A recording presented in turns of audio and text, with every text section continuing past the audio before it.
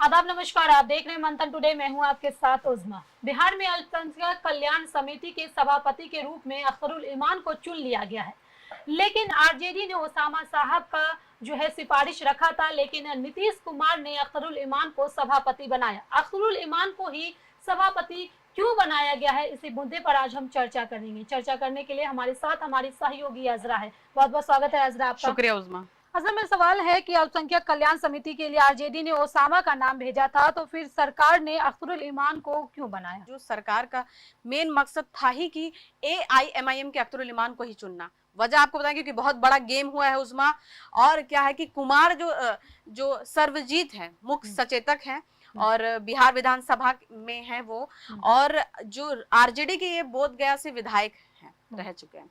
तो इन्होंने बहुत सिफारिश किया सरकार से। इन्होंने कहा कि ओसामा को बना दीजिए। बनाने का वजह भी ये था कि जिस तरह से विधानसभा चुनाव जो बिहार में हुआ था, राजद को बहुत करारी हार मिली थी। मुसलमान का जो वोट है जो बिखरता हुआ दिखा, और जिस तरह से दिखा कि जो बिखर गया, लालू तेजस्वी को बहुत बड़ा उसमें तकलीफ हुआ कि अब जब हमारा मुसलमान वोट कहाँ गया। तो मुसलमान वोट तो बिखर चुका था ऑलरेडी उनका इधर उधर। तो ये सोचे कि हम ओसामा को बना देंगे तो मेरा सारा जो वोट है मुसलमान का, उसको समेटने का कोशिश की ओसामा के तरफ से, कि ओसामा युवा है, लोग उनको बहुत पसंद कर रहे हैं, तो सोचे कि ओसामा को बना देते हैं तो बहुत आराम होगा। लेकिन सरकार जो है एआईएमआईएम के अख्तरुल ईमान को ही उन्होंने बनाया, इसलिए सभापति बनाया गया कि मुस्लिम वोट जो कि जदयू की तरफ नहीं भी आता है, तो मुसलमान की जो वोट बैंक है वो आरजेडी को ना जाके और कांग्रेस को नहीं जाके उनसे बचाने के लिए सोचे इन लोग की महागठबंधन में जाए या ना जाए, लेकिन एआईएमआईएम की तरफ जाए। वैसे भी नीतीश कुमार को बहुत उनको देखा जा रहा है कि वो लेकर सॉफ्ट कॉर्नर एआईएम की तरफ से उनका है थोड़ा सा।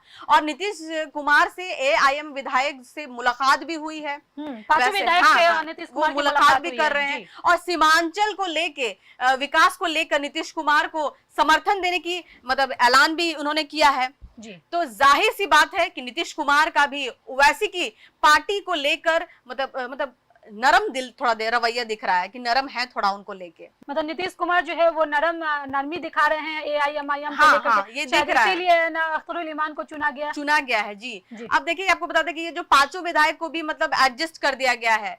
हाँ, लेकिन कांग्रेस के जो देखिए कि दो है, किशनगंज और से कमरुल हुदा और अररिया से है ओबैदुर रहमान है, तो वो लोग भी हैं, लेकिन उन लोग बस एक सदस्य की तरह हैं। सोचने वाली बात ये भी है उज़मा, राजद में दो मुस्लिम विधायक हैं। आपको बता दें कि आसिफ अहमद हैं जो बिस्फी से हैं, और फैसल रहमान हैं जो कि ढाका से जीत कर आए हैं, लेकिन दोनों का नाम नहीं दिया गया जी। सवाल यही हो रहा है कि इन दोनों को नाम नहीं भेजकर सिर्फ ओसामा का नाम क्यों भेजा गया? तो क्योंकि फैसल रहमान जो है वो पहले भी विधायक रह चुके हैं, इसके बावजूद भी। देखिए, बात क्या है कि ओसामा डॉक्टर मोहम्मद शहाबुद्दीन के बेटा है और उनका अपना एक जनाधार रहा है। बिल्कुल। तो ओसामा को बनाने का यही मनसा था कि जो शहाबुद्दीन की जनाधार को सभा के नाम पर एकजुट किया जाए, उनके नाम पर हम अपना मुस्लिम वोट बैंक को अपना हम बना के रखें। इसमें लिस्ट में देखिए, राजद की तरफ से देखिए अगर बोला जाए तो भाई वीरेंद्र का भी दिया गया था नाम, ओसामा का भी दिया गया था, श्री आलोक जो है उनका भी दिया गया था। आप देखिए तो वो सिर्फ और सिर्फ उनको टिका हुआ है। यादव और एमवाई का समीकरण तो वो लेके ही चलते हैं,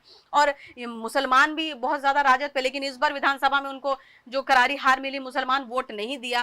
तो सिर्फ और सिर्फ, और सरकार भी साफ तौर से नीतीश कुमार भी देख रहे हैं कि जो ये पांचों विधायक जो जीत करके आए हैं और अख्तरुल ईमान साहब और ओवैसी की पार्टी पे बड़ा मेहरबान है, सॉफ्ट कॉर्नर दिखा रहे हैं, तो उनको लगा कि नहीं भाई, इनको बनाना ही सही होगा मेरे लिए। एक और सवाल लेना चाहेंगे अजरा हम आपसे कि अल्पसंख्यक कल्याण समिति का काम क्या है? अल्पसंख्यक कल्याण समिति का काम आपको बता दें उस्मा कि अल्पसंख्यक समुदाय जैसे मुस्लिम, सिख, ईसाई, जैन, सब जितना भी सामाजिक, आर्थिक और शैक्षणिक विकास के लिए काम करना पड़ता है उनको, जिसमें उनकी शिकायतों का निवारण करना, शिक्षा और रोजगार के अवसर प्रदान करना और उनके अधिकारों की रक्षा के लिए सरकारी योजनाओं को लागू करना शामिल होता है।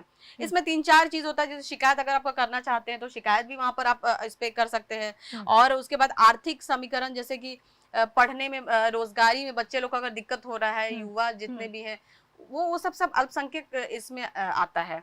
ये सारा जो अल्पसंख्यक कल्याण समिति के अंडर में आता है, ये सारे काम जो है उनको सौंप दिए गए हैं। और अब सवाल तो आपका ये था कि आखिर क्यों सिर्फ और सिर्फ एआईएमआईएम के अख्तरुल ईमान को? तो मुस्लिम राजनीति अब एआईएमआईएम के जरिए करना है ये जदयू को, मतलब नीतीश कुमार का आपको हम बता रहे हैं उस्मा, थोड़ा ध्यान दीजिएगा मेरी बातों पे, कि मुस्लिम राजनीति अब एआईएमआईएम के जरिए करना है। कभी एआईएमआईएम के खिलाफ नीतीश कुमार ने जदयू के मुस्लिम नेताओं की मीटिंग कर मुहिम चलाई थी।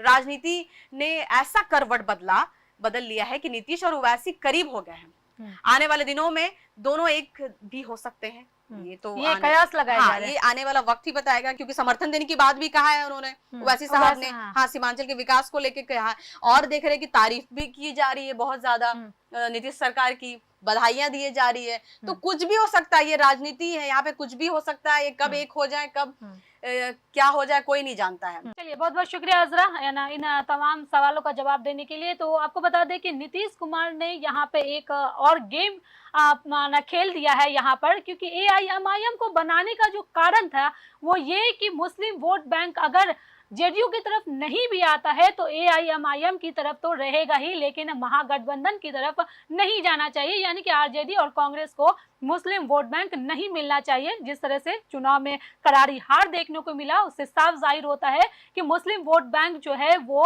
महागठबंधन की तरफ नहीं गई है, और इसी का फायदा उठा करके नीतीश कुमार ने यहाँ पर भी एक गेम खेल दिया। चलिए, फिलहाल इस खबर में बस इतना ही। देश दुनिया के ऐसी तमाम बड़ी खबरों के लिए बने रहे मंथन टुडे के साथ। साथ ही हमारे चैनल को लाइक करें, सब्सक्राइब करें, फॉलो करें, और निष्पक्ष पत्रकारिता देखना है तो देखते रहे मंथन टुडे। बहुत बहुत शुक्रिया।